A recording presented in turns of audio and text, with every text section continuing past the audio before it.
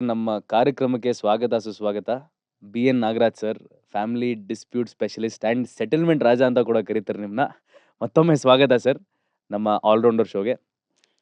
ನಮಸ್ಕಾರ. Sir, first of all ನಾನು ಕೇಳಬೇಕು, ಈ ಸೆಟಲ್ಮೆಂಟ್ ರಾಜ ಅನ್ನೋ ಒಂದು ಟರ್ಮು ನಿಮ್ಗೆ ಹೇಗೆ ಬಂತು? ಇದು ಕೇಳಿದಾಗ ಪ್ರತಿ ಸಲ ಯಾವ ಥರ ಫೀಲಿಂಗ್ ಬರುತ್ತೆ? ಬಿಕಾಸ್ ನೀವು ಡೀಲ್ ಮಾಡ್ತಾ ಇರೋದು ಮೇನ್ಲಿ ಡಿವೋರ್ಸ್‌ಗಳ ಬಗ್ಗೆ and it is a very emotional thing also. So, ಈ ಟರ್ಮ್ ಹೆಂಗೆ ಬಂತು ಆ್ಯಂಡ್ ಹೇಗೆ ನೀವು ಈ ಫೀಲ್ಡಲ್ಲಿ ಸ್ಟಾರ್ಟ್ ಮಾಡಿದ್ರಿ ಸರ್? ಇನ್‌ಫ್ಯಾಕ್ಟ್ ನಾನು ಕೆರಿಯರ್ ಸ್ಟಾರ್ಟ್ ಮಾಡಿದ್ದು 1999. ನಾನು ಬಂದಾಗ ನಾನೇನು ಫ್ಯಾಮಿಲಿ ಡಿಸ್ಪ್ಯೂಟ್ಸ್‌ನ ಹ್ಯಾಂಡಲ್ ಮಾಡಬೇಕು ಅನ್ನೋ ಉದ್ದೇಶನೂ ಇಟ್ಕೊಂಡಿರಲಿಲ್ಲ. ರೈಟ್. ಆ್ಯಸ್ ಎನ್ ಅಡ್ವೊಕೇಟ್ ಆಗಿ ನಾನು ಈ ಫೀಲ್ಡಲ್ಲಿ ಬಂದಿದ್ದು. ಮುಂಚೆ ನಾನು ಸಿವಿಲ್ ಕೇಸಸ್ ಮಾಡ್ತಾ ಇದ್ದೆ, ಕ್ರಿಮಿನಲ್ ಕೇಸಸ್ ಮಾಡ್ತಾ ಇದ್ದೆ. ಸೊ ನನ್ನ ಜರ್ನಿ ಹಾಗೆ ಬರಬೇಕಾದಾಗ ನನ್ನೊಂದು ಟಿವಿ ಪ್ರೋಗ್ರಾಮು ಒಂದು ಸುವರ್ಣ ಟಿವಿನಲ್ಲಿ ಒಂದು ಪ್ರೋಗ್ರಾಮ್ ನಂದು ಬಂತು. ನಮ್ಮ ಫಿಲ್ಮ್ ಆ್ಯಕ್ಟರ್ ನಮ್ಮ ಲಕ್ಷ್ಮಿ ಮ್ಯಾಮ್ ಜೊತೆನಲ್ಲಿ ರೈಟ್. ಒಂದು ಇದು ಕಥೆ ಅಲ್ಲ ಜೀವನ ಅಂತ ಜೀವನ. ಹೇಳಿ ಅದು it is a very good super hit show ಅದು. ಶೋ ಹೌದು. ಅದು purely family disputes oriented programme ಅದು. ಆವಾಗ ಲಕ್ಷ್ಮಿ ಮೇಡಮು ಒಂದು ಕೌನ್ಸಿಲಿಂಗ್ ಎಲ್ಲ ಮಾಡೋರು.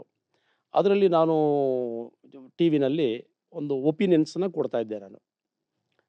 ಎಲ್ಲ ಸ್ಟೋರಿ ಎಲ್ಲ ಕೇಳಿದ್ಮೇಲೆ ಲಕ್ಷ್ಮಿ ಮೇಡಮ್ ಹೇಳೋರು, ಬಿ.ಎನ್. ನಾಗರಾಜ್ ಸರ್ ಇದಕ್ಕೆ ನೀವೇನು ಒಪಿನಿಯನ್ ಕೊಡ್ತೀರಿ ಈ ಕೇಸಲ್ಲಿ ಅಂತೇಳಿ.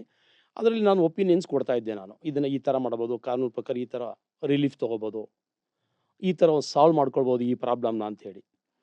ಅದು ಕರ್ನಾಟಕದ ಜನತೆ ತುಂಬ ಚೆನ್ನಾಗಿ ಇಷ್ಟಪಡ್ತಿದ್ದು ಪ್ರೋಗ್ರಾಮು. ಮತ್ತು ನಾನು ಕೊಡ್ತಿದ್ದಿದ್ದು ಒಪಿನಿಯನ್ನು ತುಂಬ ಅದು ಎಲ್ಲರಿಗೂ ತುಂಬಾ ಇಷ್ಟ ಆಗಿ, ಇದು ಚೆನ್ನಾಗಿದೆ ರಿಲೀಫ್ ಇದು, ಈ ಥರ ನಾವು ಯಾಕೆ ಟ್ರೈ ಮಾಡಬಾರ್ದು, ಇದು ಒಳ್ಳೆ ರಿಲೀಫ್ ಇದು ಒಳ್ಳೆ ಕಾನ್ಸೆಪ್ಟ್ ಇದು, ಈ ಥರ ಮಾಡಿಕೊಂಡ್ರೆ ನಮ್ಮ ಪ್ರಾಬ್ಲಮ್ ಸಾಲ್ವ್ ಆಗ್ಬೋದು ಅನ್ನೋ ಒಂದು ಕಾನ್ಸೆಪ್ಟು ಡೆವಲಪ್ ಆಯಿತು. ಹಾಗಾಗಿ ಅದು ಯಾವತ್ತು ಪ್ರೋಗ್ರಾಮ್ ಸೂಪರ್ ಹಿಟ್ ಆಯಿತು ಜೊತೆಯಲ್ಲಿ ಜನ ಏನು ಮಾಡಿದ್ರು ನನಗೆ, ಸರ್ ನಮ್ಮದು ಫ್ಯಾಮಿಲಿ ಡಿಸ್ಪ್ಯೂಟ್ ಇದೆ, ನಮ್ಗೆ ಈ ಥರ ಸಾಲ್ವ್ ಮಾಡಿಕೊಡಿ ಅಂತ ಬರೋದಕ್ಕೆ ತುಂಬಾ ಜಾಸ್ತಿ ಆಯಿತು. ಸರ್, ಆ ಟೈಮಲ್ಲೂ ಜಾಸ್ತಿ ಇತ್ತಾ? ಬಿಕಾಸ್ ಡಿವೋರ್ಸ್ ಅನ್ನೋ ಕಾನ್ಸೆಪ್ಟ್ ಒಂದು 5-6 ವರ್ಷದಿಂದ ಜಾಸ್ತಿ ಆಗಿದೆ. ಬಟ್ ನೀವು ಹೇಳೋ ಪ್ರಕಾರ 2008 ಅಲ್ವಾ? ಎಕ್ಸಾಕ್ಟ್ಲಿ 2008ರಲ್ಲಿ ಅಷ್ಟೊಂದು ಫ್ಯಾಮಿಲಿ ಡಿಸ್ಪ್ಯೂಟ್ಸ್ ಇರಲಿಲ್ಲ. ಬಟ್ ಆದರೆ ಈ ಡಿಸ್ಪ್ಯೂಟ್ಸನ್ನು ಚಾನಲ್ಗೆ ತೊಗೊಂಬರೋದಕ್ಕೆ ಮತ್ತು ಡಿಸ್ಪ್ಯೂಟ್ಸನ್ನು ಓಪನ್ ಆಗಿ ಹೇಳೋದಕ್ಕೆ ಜನ ಪ್ರಾರಂಭ ಮಾಡ್ತಿದ್ದಿದ್ದು ಕಾಲ ಅದು. ಕರೆಕ್ಟ್. ರೈಟ್. ಅದಕ್ಕೆ ಮುಂಚೆ ಎಲ್ಲರೂ ಏನು ಮಾಡ್ತಿದ್ರು, ಇದು ಫ್ಯಾಮಿಲಿ ಡಿಸ್ಪ್ಯೂಟ್ಸ್ ಅಂದರೆ ನಾವು ಹೊರಗಡೆ ಡಿಸ್ಕಸ್ ಮಾಡೋಂಥ ವಿಚಾರ ಅಲ್ಲ, ಹೊರಗಡೆ ಬಂದು ಹೇಳಿದ್ರೆ ನಮಗೆ ಒಂಥರ ಅದು ಅಷ್ಟೊಂದು ಒಂಥರ ಮುಜುಗರಾಗುತ್ತೆ ಅನ್ನೋ ಒಂದು ಪರಿಸ್ಥಿತಿನಲ್ಲಿದ್ದಾಗ ಈ ಕಥೆಯಲ್ಲ ಜೀವನ ಅನ್ನೋ ಪ್ರೋಗ್ರಾಮ್ ಬಂದಿದ್ದು. ರೈಟ್. ಅಲ್ಲಿ ಎಲ್ಲರಿಗೂ ಇಲ್ಲ ನಮ್ಮದು ಪ್ರಾಬ್ಲಮ್ ನಾವು ಸ್ವಲ್ಪ ಓಪನ್ ಆಗಿ ಹೇಳ್ಕೊಂಡ್ರೆ ನಮ್ದೇನೋ ಒಂದು ಸಾಲ್ವೇಷನ್ ಸಿಗ್ಬೋದೇನೋ ಅನ್ನೋಂಥ ಪರಿಪಾಠ ಜಾಸ್ತಿ ಆಗಿ ಆ ಮನಸ್ಥಿತಿ ಏನಾಯಿತು, ಎಲ್ಲರಿಗೂ ನಮ್ಮದು ಡಿಸ್ಪ್ಯೂಟ್ ಇದ್ದಾಗ ನಾವು ಹೋಗೋಣ. ಕರೆಕ್ಟ್. ಅದೇನಾಯಿತು, ಬರ್ತಾ ಬರ್ತಾ ಕೋರ್ಟ್ನಲ್ಲಿ ಕೇಸನ್ನು ಫೈಲ್ ಮಾಡೋವಂಥ ಪರಿಸ್ಥಿತಿಗಳು ಕೂಡ ಜಾಸ್ತಿ ಆಯಿತು. ಓಕೆ. ಓಕೆ. ಅದಕ್ಕೆ ಮುಂಚೆ ಯಾರು ಅಷ್ಟೊಂದು ಈಸಾಗಿ ಫ್ಯಾಮಿಲಿ ಡಿಸ್ಪ್ಯೂಟ್ಸ್ಗೆ ಕೋರ್ಟ್ಗೆ ಬರಬೇಕು ಅನ್ನೋ ಒಂದು ಕಾನ್ಸೆಪ್ಟ್ ಇರಲಿಲ್ಲ ನಮ್ಮ ಜನರಲ್ಲಿ. ಹೌದು. ಏನಿದ್ರು ಅಲ್ಲಲ್ಲೇ ಕೂತ್ಕೊಂಡು ಮಾತಾಡೋರು, ರಿಲೇಷನ್ಸ್ಗಳಲ್ಲಿ ಕೂತ್ಕೊಂಡು ಮಾತಾಡೋರು, ಇಲ್ಲ ದೊಡ್ಡ ದೊಡ್ಡವ್ರು ಕೂತ್ಕೊಂಡು ಮಾತಾಡೋರು, ಮತ್ತು ವೆಲ್ ವಿಷರ್ಸ್ ಜೊತೆಯಲ್ಲಿ ಕೂತ್ಕೊಂಡು ಏನೋ ಒಂದು ಡಿಸ್ಕಸ್ ಮಾಡಿ ಅವ್ರ ಪ್ರಾಬ್ಲಮ್ನ ಸಾಲ್ವ್ ಮಾಡ್ಕೊಳ್ತಿದ್ರು. ರೈಟ್. ಅದು ಕೋರ್ಟ್ಗೆ ಹೋಗಿ ಸಾಲ್ವ್ ಮಾಡ್ಕೊಡೋ ಅನ್ನೋ ಒಂದು ಮಟ್ಟಕ್ಕೆ ಜಾಸ್ತಿ ಆಗಿದ್ದು 2008, 9, 10 ನಂತರ. ರಿಸೆಷನ್ ಅಲ್ಲಾಗ್ತಾ ಇತ್ತು, ಇಲ್ಲಿ ಫ್ಯಾಮಿಲಿಯಲ್ಲೂ ಒಂದ್ ಸ್ವಲ್ಪ ರಿಸೆಷನ್ ಆಗ್ತಾ ಇತ್ತು ಅಂತ. Definitely. Okay. Okay. Right sir. So ಅದಾದ್ಮೇಲೆ ಸ್ಟಾರ್ಟ್ ಮಾಡಿದಿರಾ? ನನಗೆ ಮೇನ್ ವಿಷಯಕ್ಕೆ ಬಂದ್ಬಿಡ್ತೀನಿ ಸರ್. ಬಿಕಾಸ್ ಇವಾಗ ಡಿವೋರ್ಸ್ ಅನ್ನೋದು ಒಂಥರ ಅಂಗಡಿಗೆ ಹೋಗಿ ಪಾನ್ ತಿಂದಂಗೆ ಆಗ್ಬಿಟ್ಟಿದೆ. ಇವತ್ತು ಮದುವೆ ಆಗ್ತಾರೆ, ನಾಳೆ ಡಿವೋರ್ಸ್ ಕೊಟ್ಟಿರ್ತಾರೆ. 6 ತಿಂಗಳಿಗೆ ಡಿವೋರ್ಸು, 1 ವರ್ಷಕ್ಕೆ ಡಿವೋರ್ಸು.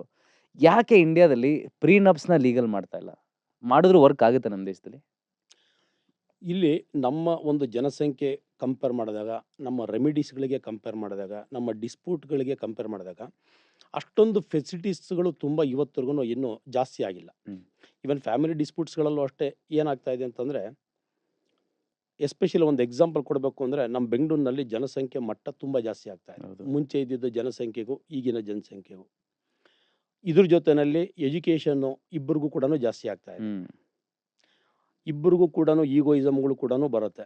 ಇಬ್ಬರು ಕೂಡ ಎಂಪ್ಲಾಯ್ಮೆಂಟ್ಸ್ ಆಗಿರೋದ್ರಿಂದ, ಇಬ್ಬರು ಕೂಡ ಎಜುಕೇಷನ್ ಆಗಿರೋದ್ರಿಂದ ನಾವೇನು ಕಮ್ಮಿ ಅನ್ನೋ ಮಟ್ಟಕ್ಕೆ ಇವತ್ತು ಎಲ್ಲರೂ ಬರ್ತಾ ಇದ್ದಾರೆ. ಕರೆಕ್ಟ್. ಸೊ ಇಲ್ಲಿ ಕೆಲವು ಫಾರಿನ್ಗಳಲ್ಲಿ ಇರೋಂಥ ಕೆಲವು ಕಾನೂನುಗಳನ್ನು ಇಲ್ಲಿ ಇಂಪ್ಲಿಮೆಂಟ್ ಮಾಡೋದು ಇನ್ನೂ ಸದ್ಯದ ಪರಿಸ್ಥಿತಿನಲ್ಲಿ ಇನ್ನೂ ಅಷ್ಟೊಂದು ಪ್ರಾರಂಭ ಆಗಿಲ್ಲ. ರೈಟ್. ಅದ್ರ ಜೊತೆಯಲ್ಲಿ ನಮ್ಮಲ್ಲಿ ಆಲ್ಮೋಸ್ಟ್ ಎಲ್ಲರಿಗೂ ಆಲ್ಮೋಸ್ಟ್ ಮದುವೆಗಳು ಮಾಡ್ಕೊಳ್ತಾರೆ, ಆಲ್ಮೋಸ್ಟ್ ಎಲ್ಲರಿಗೂ ಸಂಸಾರ ಇರುತ್ತೆ. ಬಟ್ ಪ್ರಾಬ್ಲಮ್ ಏನಂತಂದರೆ, ನಮ್ಮಲ್ಲಿ ಎಲ್ಲದಕ್ಕೂ ಪಠ್ಯ ಪುಸ್ತಕಗಳಿದೆ, ಎಲ್ಲದಕ್ಕೂ ಒಂದು ಎಜುಕೇಷನ್ ಕೊಡ್ತಾರೆ, ಎಲ್ಲದಕ್ಕೂ ಪಾಠಗಳನ್ನ ಹೇಳ್ಕೊಡ್ತಾರೆ, ಎಲ್ಲ ವಿಚಾರಗಳಲ್ಲೂ ಕೆಲವು ಲೆಸನ್ಸ್ಗಳಿದ್ದಾವೆ. ರೈಟ್.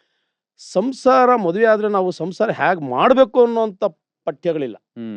ಸಂಸಾರ ನಾವು ಯಾವ ರೀತಿ ಮಾಡಿದ್ರೆ ನಮ್ಮ ಸಂಸಾರ ಚೆನ್ನಾಗಿರುತ್ತೆ ಅನ್ನುವಂಥ ಲೆಸನ್ಸ್ಗಳು ಅಥವಾ ಒಂದು ಟ್ಯೂಷನ್ಸ್ಗಳು ಯಾವುದು ನಮ್ಮಲ್ಲಿ ಆ ಫೆಸಿಲಿಟೀಸ್ ಇಲ್ಲ. ರೈಟ್. ಸೊ ಅದು ಬರಬೇಕು ಸ್ವಲ್ಪ.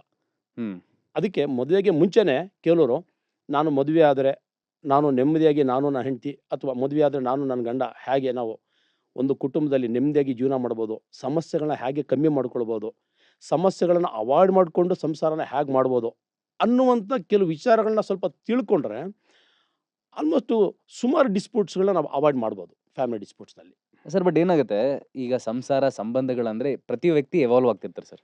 ನಾನೇ 2 ವರ್ಷದ ಹಿಂದೆ ಇರೋ ವ್ಯಕ್ತಿ ಅಲ್ಲ ಇವಾಗ. ನೀವೇ ಪ್ರಾಬಬ್ಲಿ 4 ಇಯರ್ಸ್ ಬ್ಯಾಕ್ ಇದ್ದಿದ್ದ ವ್ಯಕ್ತಿ ಅಲ್ಲ ಇವಾಗ. ಎಲ್ಲರೂ ಚೇಂಜ್ ಆಗ್ತಿರ್ತಾರೆ. ನಿಜ. ನಾವು ಮೀಟ್ ಮಾಡೋ ಜನ ಬೇರೆ ಇರ್ತೀವಿ. ಆ್ಯಂಡ್ ಸೋಷಿಯಲ್ ಮೀಡಿಯಾ ಬೇರೆ ಬಂದಿದೆ ಇವಾಗ. ಬೇರೆ ಬೇರೆ ಥರದ ಜನ ಸಿಗ್ತಾ ಇರ್ತಾರೆ. ಆ್ಯಂಡ್ ಫ್ರೆಂಡ್ಸ್ ಇವಾಗ ಮೊದಲು ಸುಮ್ಮನಿರಲ್ಲ. ಎಲ್ಲರೂ ಒಂದು ಒಪಿನಿಯನ್ ಕೊಡ್ತಾ ಇರ್ತಾರೆ. ನಿನ್ನ ಗಂಡ ಹೀಗೆ, ನಿನ್ನ ಹೆಂಡತಿ ಹೀಗೆ, ನೀನು ಅವ್ರಿಗೋಸ್ಕರ ಬಗ್ಬೇಡ, ಚೇಂಜ್ ಆಗಬೇಡ. ಸೊ ಈ ಥರ ಆದಾಗ ಐ ಥಿಂಕ್ ಎಲ್ಲೋ ಒಂದು ರೀತಿಲಿ ನಮ್ಮ ಸರೌಂಡಿಂಗ್ಸ್ ನಮ್ಮನ್ನು ಇನ್ಫ್ಲೂಯೆನ್ಸ್ ಮಾಡ್ತಾ ಇರುತ್ತೆ, ಬೇಕೋ ಬೇಡವೋ. ಅದಕ್ಕೆ ಐ ಥಿಂಕ್ ಈ ಫಾರ್ಮಲ್ ಟ್ರೈನಿಂಗ್ ಅಷ್ಟು ವರ್ಕ್ ಆಗದೆ ಇರ್ಬೋದು. ಬಟ್ ಪ್ರೀನಪ್ಸ್ ಅಂತ ಮಾಡಿದಾಗ ನಾಳೆ ದಿನ ನಾವು ಬ್ರೇಕಪ್ ಆದ್ರೂ ಇಷ್ಟಿಷ್ಟೇ ನಿನಗೆ ಬರುತ್ತೆ, ಇಷ್ಟಿಷ್ಟೇ ನಂಗೆ ಬರುತ್ತೆ ಅಂತ ಇಂಡಿಯಾದಲ್ಲಿ ಯಾಕೆ ಮಾಡ್ತಾ ಇಲ್ಲ? ಅದು ಮಾಡೋಕ್ಕೆ ತುಂಬ ಕಷ್ಟ ಇದೆ. ಹ್ಮ್. ಯಾಕೆಂತಂದರೆ ಈಗ ನಾವು ಎಷ್ಟೋ ಕೇಸ್ಗಳಲ್ಲಿ ನಾವು ನೋಡ್ತಿರ್ತೀವಿ, ಎಲ್ಲ ಕೇಸ್ಗಳು ಕೂಡ ನಿಜವಾದ ಕೇಸ್ಗಳೇನಲ್ಲ. ಅಂದ್ರೆ ಯಾವ ಥರ ಸರ್? ಫಾರ್ ಎಕ್ಸಾಂಪಲ್ ಡೌರಿ ಕೇಸ್ಗಳು, ಹ್ಮ್. ಹುಡುಗರ ಮೇಲೆ ಡೌರಿ ಕೇಸ್ಗಳನ್ನ ಹಾಕ್ತಾರೆ. ಎಲ್ಲ ಡೌರಿ ಕೇಸಲ್ಲೂ ಕೂಡ ಸತ್ಯಾಂಶ ಏನಿರೋದಿಲ್ಲ. ಹ್ಮ್. ಅಂದ್ರೆ ಒಂದು ಎಕ್ಸಾಂಪಲ್ ಕೊಡಿ, ನಿಮ್ಮ ಕರಿಯರಲ್ಲಿ ನೋಡಿದಂಥ ಕೆಲವೊಂದು ಕೇಸ್ಗಳು. ಬೇಕಾದಷ್ಟು ಕೇಸ್ಗಳಿದೆ. ಓಕೆ. ಒಂದು ನಾನು ಆ ರೀತಿ ಒಂದು ಉದಾಹರಣೆ ಕೊಡಬೇಕು ಅಂತಂದಾಗ ಕೆಲವು ಕೇಸ್ಗಳಲ್ಲಿ ಏನಾಗುತ್ತೆ ಅಂದರೆ, ಮದುವೆ ಆದ ನಂತರ ಹುಡುಗಿ ಯಾರಿಗೋ ಪಾಪ ಅವ್ರ ಫ್ರೆಂಡೋ ಯಾರನ್ನೋ ಮಾತಾಡಿ ಅದನ್ನು ಗಂಡನ ಹತ್ರ ಓಪನ್ ಆಗಿ ಡಿಸ್ಕಸ್ ಮಾಡ್ತಾರೆ. ನನ್ನ ಫ್ರೆಂಡ್ ಒಬ್ಬರು ಸಿಕ್ಕಿದ್ರು, ನಾನು ಮಾತಾಡಿದೆ, ಒಂದು ಅರ್ಧ ಗಂಟೆ ಕಾಫಿ ಕುಡ್ಕೊಂಬಂದೆ ಅಂತ. ಹ್ಮ್. ಮಾರನೇ ದಿನ ಆಫೀಸಿಂದ ಅವರೇನೋ ಲೇಟಾಗಿ ಬರ್ತಾರೆ, ವೈಫು ಹ್ಮ್. ಗಂಡನಿಗೆ ಏನಾಗುತ್ತೆ, ಯಾಕೆ ಇವತ್ತು ಲೇಟ್ ಆಯ್ತು, ನಿಮ್ಮ ಫ್ರೆಂಡ್ ಏನೋ ಸಿಕ್ಕಿದ್ರು ಅಂತ ಕ್ಯಾಜುವಲ್ ಆಗಿ ಕೇಳ್ತಾರೆ. ಹಾ. ಅವತ್ತೇನು ಸಿಕ್ಕಿರಲಿಲ್ಲ, ಬೈ ಟ್ರಾಫಿಕಲ್ಲೋ ಏನೋ ಲೇಟ್ ಆಗಿರುತ್ತೆ. ಕರೆಕ್ಟ್. ಬಟ್ ಅಲ್ಲಿ ಏನಾಗುತ್ತೆ ಅಂತಂದರೆ, ಆತ ಹಿಂದಿನ ದಿನ ನನ್ನ ಹೆಂಡ್ತಿ ಹೇಳಿದ್ಲಲ್ಲ, ಬಟ್ ಇವತ್ತು ಹೇಳಲಿಲ್ವಲ್ಲ ಅಂತಂದ್ಬಿಟ್ಟು ಹೇಳಿ ಎಲ್ಲೋ ಒಂದು ಕಡೆ ಎಳೆ ಸ್ಟಾರ್ಟ್ ಆಗುತ್ತೆ. ಕರೆಕ್ಟ್. ಯಾಕೋ ನನ್ನ ಹೆಂಡ್ತಿ ಮುಚ್ಚಿಡ್ತಿದ್ದಾಳೆ ಅಂತ. ಅಲ್ಲೇನು ಆಕೆ ಮುಚ್ಚಿಟ್ಟಿರಲ್ಲ, ಆದರೆ ನಿಜವಾದ ಕಾರಣ ಕೂಡ ಆಕೆ ಹೇಳಿದ್ರು ಕೂಡ ಆತ ಕೇಳೋಂಥ ಪರಿಸ್ಥಿತಿನಲ್ಲಿ ಇರಲ್ಲ. ಹ್ಮ್. ಕೆಲವು ಸಲ ನಿಜವಾಗ್ಲೂ ಭೇಟಿ ಮಾಡ್ಕೊಂಡು ಬಂದಿರ್ತಾರೆ, ಮತ್ತೆ ಗಂಡನಿಗೆ ಯಾಕೆ ಹೇಳ್ಬೇಕು ಅದನ್ನು? ಗಂಡ ಇವತ್ತು ಏನಾರು ಅನ್ಕೊಳ್ತಾನೆ, ಹ್ಮ್. ನೆನ್ನೆನೂ ಭೇಟಿ ಮಾಡಿದ್ದೆ, ಇವತ್ತು ಭೇಟಿ ಮಾಡಿದ್ದೆ, ಅಥವಾ ನೆಕ್ಸ್ಟ್ ವೀಕ್ ಹ್ಮ್. ಈ ಥರ ಬರ್ತಾರೆ, ಈ ಥರ ತಿಳ್ಕೊಳ್ತಾರೆ ಅಂತೇಳಿ ವಿಚಾರಗಳನ್ನ ಕೆಲವು ಸಲ ಮುಚ್ಚಿಡ್ತಾರೆ.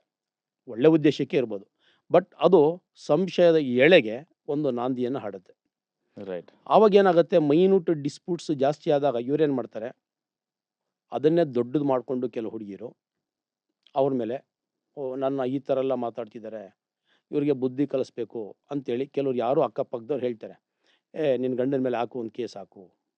ಎಷ್ಟೋ ಸಲ ಅವ್ರಿಗೆ ಸ್ವಂತ ಆ ಬುದ್ಧಿ ಇಲ್ಲ ಅಂದ್ರೂ ಈ ಪರಿಸರ ಅವರನ್ನು ಕೆಲವು ಸಲ ಚೇಂಜ್ ಮಾಡುತ್ತೆ. ನೀವು ಹೇಳೋದಾಗೆ ಕರೆಕ್ಟ್. ಪರಿಸರನೇ ಕೂಡ ಕೆಲವು ಸಲ ಅದನ್ನು ಆ ಪ್ರಭಾವನ ಬೀರಿ ಹ್ಮ್. ಅನ್ನೆಸೆಸರಿ ಒಂದು ಕೇಸನ್ನು ಫೈಲ್ ಮಾಡ್ತಾರೆ. ಓಕೆ. ಕೇಸ್ ಅಂತ ಪೊಲೀಸ್ ಸ್ಟೇಷನ್ಗೆ ಹೋದ ತಕ್ಷಣ, ಈಗ ಮುಂಚಿನ ಥರ ಏನು ಬಂದ ತಕ್ಷಣ ಪೊಲೀಸರು ಏನು FIR ಹಾಕೋದಿಲ್ಲ. ಒಂದು ಕೌನ್ಸಿಲಿಂಗ್ ಮಾಡ್ತಾರೆ. ಕೌನ್ಸಿಲಿಂಗ್ನಲ್ಲಿ ಎಷ್ಟೋ ವಿಚಾರನ ತಿಳ್ಕೊಳ್ತಾರೆ. ಹ್ಮ್.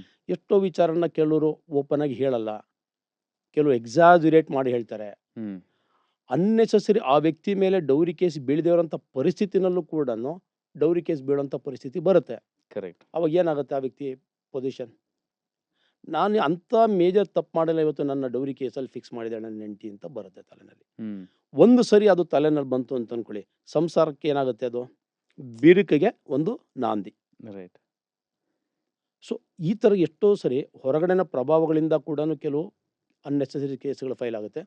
ಸ್ಟ್ಯಾಟಿಸ್ಟಿಕ್ಸ್ ತೊಗೊಂಡಾಗ ಈ ಥರದ್ದು ಪರ್ಸೆಂಟೇಜು ಅಂದರೆ ಅಷ್ಟೊಂದು ಸತ್ಯ ಇಲ್ಲದೆ ಮೈನ್ಯೂಟ್ ವಿಚಾರಗಳಿಗೆ ಡೌರಿ ಕೇಸ್ಗಳು ಬಿದ್ದಿರೋಂಥ ಪರ್ಸೆಂಟೇಜು ಜಾಸ್ತಿ ಆಗಿದೆ. ರೈಟ್. ಅದಕ್ಕೆ ಸುಪ್ರೀಂ ಕೋರ್ಟ್ ಇವತ್ತು, ಮುಂಚೆ ಆದರೆ ಒಂದು ಡೌರಿ ಕೇಸ್ ಹಾಕಿದ್ರೆ ಎಲ್ಲರನ್ನೂ ಗಂಡ ಹೆಂಡತಿ ಕಂಪ್ಲೇಂಟ್ ಕೊಟ್ಟು ಗಂಡನ್ನ ಅವ್ರ ಮನೆಯವ್ರು ಎಲ್ಲನೂ ಅರೆಸ್ಟ್ ಮಾಡೋಂಥ ಒಂದು ಪರಿಸ್ಥಿತಿಗಳು ಇವತ್ತಿಲ್ಲ. ಮುಂಚೆ ಇತ್ತು, ಅದು ಎಲ್ಲನೂ ಅರೆಸ್ಟ್ ಮಾಡೋರು. ಯಾರ ಹೆಸರು FIRನಲ್ಲಿ ಇರ್ತಿತ್ತು, because it is non bailable offence ಆಗಿರೋದ್ರಿಂದ ಎಲ್ಲನೂ ಅರೆಸ್ಟ್ ಮಾಡ್ತಿದ್ರು. ಈಗ ಸುಪ್ರೀಂ ಕೋರ್ಟ್ ಗೈಡ್ಲೈನ್ಸ್ ಎಲ್ಲನೂ ತುಂಬ ಚೆನ್ನಾಗಿ ಅಪ್ಡೇಟ್ ಆಗಿದೆ. ಈಗ ಆ ಥರ ಇಮ್ಮಿಡಿಯೇಟಾಗಿ ಅರೆಸ್ಟ್ ಮಾಡೋ ಹಾಗಿಲ್ಲ, ಸತ್ಯಾಂಶನ ಪರಿಶೀಲನೆ ಮಾಡಬೇಕು, ಕೌನ್ಸಿಲಿಂಗ್ ಮಾಡಬೇಕು, ಪ್ರಾಪರಾಗಿ ಎನ್ಕ್ವೈರಿ ಮಾಡಬೇಕು, ಅದಕ್ಕೆ DCP ಪರ್ಮಿಷನ್ ತೊಗೋಬೇಕು, ಆ ಥರ ನಿಜ ಇದೆಯಾ ಅಂತ. ಸೊ ಅಷ್ಟೊಂದು ಈಸಿಯಾಗಿ ಅರೆಸ್ಟ್ ಮಾಡೋದಿಲ್ಲ. So Right. ಹಾಗಾಗಿ ಹುಡುಗರಿಗೆ ಮುಂಚೆ ಇದ್ದಷ್ಟು ಪ್ರೆಷರ್ ಇದೆಯಲ್ಲ ಹ್ಮ್ ಕ್ರಿಮಿನಲ್ ಕೇಸ್ಗಳಲ್ಲಿ, ಡೌರಿ ಕೇಸ್ಗಳಲ್ಲಿ, ಆ ಪ್ರೆಷರ್ ಇಲ್ಲ ಈಗ. ಕರೆಕ್ಟ್ ಬಟ್ ಫಾಲ್ಸ್ ಕೇಸಸ್ಸು ಕೆಲವು ಸಲ ಗೊತ್ತಾದಾಗ ಕೆಲವು ಸಲ ಪೊಲೀಸರು ಪ್ರಾಪರ್ ಇನ್ವೆಸ್ಟಿಗೇಷನ್ ಮಾಡಿ ಚಾರ್ಜ್ ಶೀಟನ್ನು ಆಗದೆ ಬಿ ರಿಪೋರ್ಟ್ ಹಾಕಿ ಕ್ಲೋಸ್ ಮಾಡಿದಂಥ ಬೇಕಾದಷ್ಟು ಉದಾಹರಣೆಗಳು ಇದ್ದಾವೆ. ಹ್ಮ್ ಸೊ ಹಾಗಾಗಿ ಓವರಾಲ್ ಆಗಿ ತಗೊಂಡಾಗ ಪರ್ಸೆಂಟೇಜು ಒಂದಷ್ಟು ಫಾಲ್ಸ್ ಕೇಸಸ್ ಜಾಸ್ತಿ ಆಗಿರೋದು ನಮಗೆ ಕಂಡು ಬರ್ತಾ ಇದೆ.